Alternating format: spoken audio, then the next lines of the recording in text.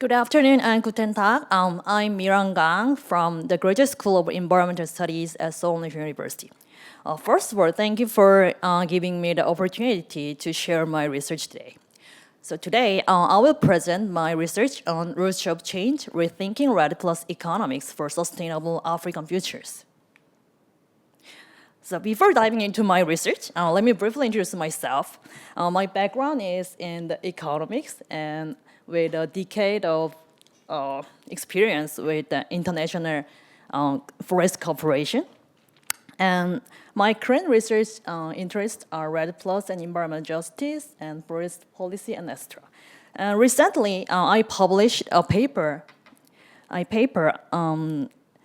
regarding the REDD+ project in Tanzania from the perspective of environmental justice. Before introducing my research in detail, I would like to start with an overview of REDD+. So REDD+ is the climate change mitigation framework in UNFCCC. REDD+ stands for reducing emissions from deforestation and degradation. So at first, it was started from the REDD, which is the deforestation, and the degradation was included and then the conservation and enhancing carbon stocks and sustainable management were included as plus.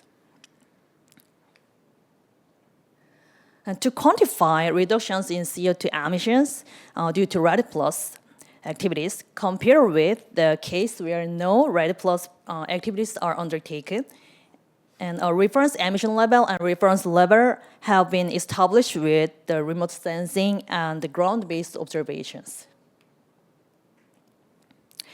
South Korea has actively supported REDD+ projects through pilot programs with its successful reforestation experience and promoting private sector involvement via financial assistance and KESG index integration. Germany has also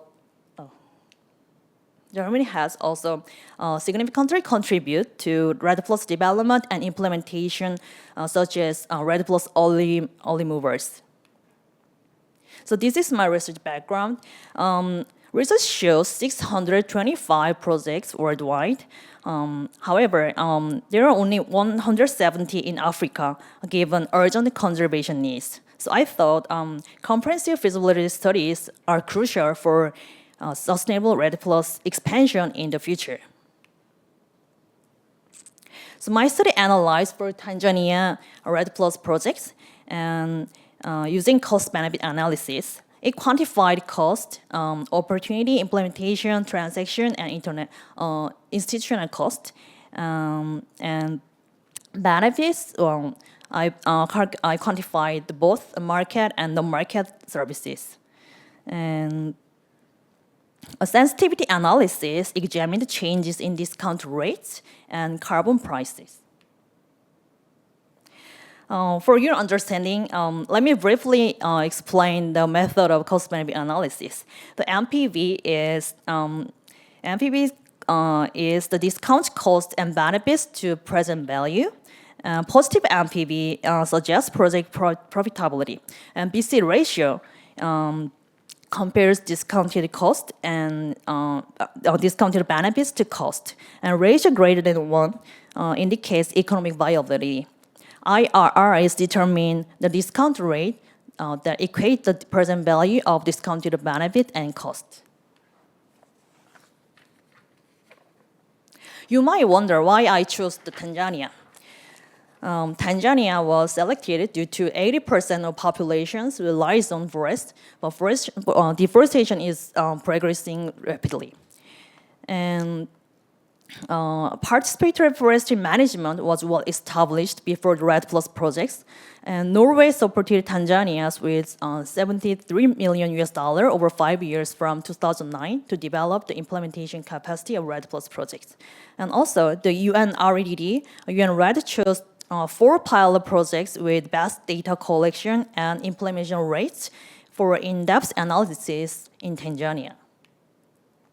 This is the case study for REDD Plus project in Tanzania. Each project addresses the specific drivers of deforestation and implements tailored activities for forest conservation and community development. According to the case study, these four projects address deforestation drivers like crop cultivates, logging, and alternative income development. This is the result of the cost analysis.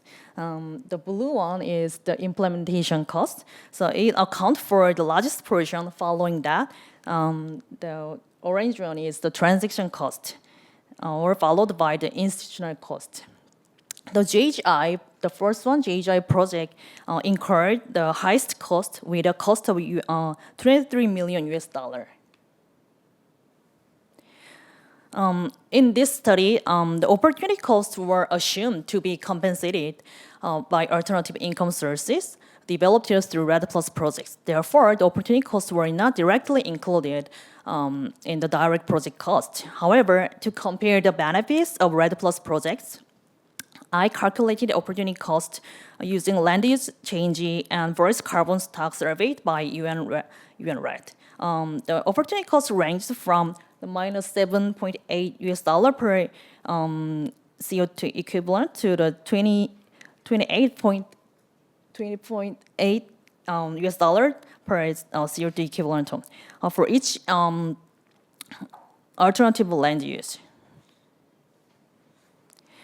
This is the result of benefit analysis. The benefits of project were calculated as total economic value, which is included market value and non-market value.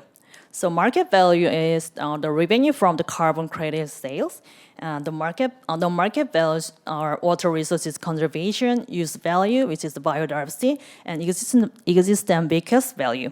So due to the practical limitations, I refer the report published by Tanzania government for estimating the non-market values. First, water resources conservation value was calculated using the data from the Tanzania Energy and Water Utilities Regulatory Authority. Use value of forest is closely related to biodiversity. Contributions such as potential new drug development and thus ingraded biodiversity benefit as use value. Existent value is a benefit derived from nature, and because value is the satisfaction gained from preserving something for the future generations to enjoy. So as shown in this table, only considering the market value, the benefit of the Lindy project was found to be the highest, and considering no market value, the Kilosa project were found to be the highest. The cost-benefit analysis revealed that no market value significantly contribute to overall project benefits. Only one project achieved a positive net present value when considering only market service. However, integrating non-market service make all the projects except the JHI project economically viable. This highlights the importance of including non-monetary benefits in REDD Plus project evaluations. Interestingly, JHI, the largest project, shows the least economic viability, so indicating that the cost effectiveness isn't necessarily tied to project size. The Lindy project performs best economically, likely due to modest implementation cost and a favorable cost structure. Due to the fluctuations in carbon credit price, so I conducted a sensitivity analysis. So if only cash value is considered, the carbon credit price would need to be at least $10 for the project to be economically feasible. For your information, the Green Climate Fund recently agreed to set a price of $8 per ton, and the LEAP Coalition, which is the public-private partnership focused on halting tropical forests, established a $10 floor price. So this research highlights the financial ability of Tanzania's REDD+ projects through a comprehensive cost-benefit analysis that examines both monetary and non-monetary values together. So I suggest key recommendations, which is to assess non-market value recognition and alternative financing and long-term research, holistic approach to design the REDD+. Economic analysis are crucial for addressing climate change through nature-based solutions, despite not solving all challenges immediately. Thank you for your attention. Yeah.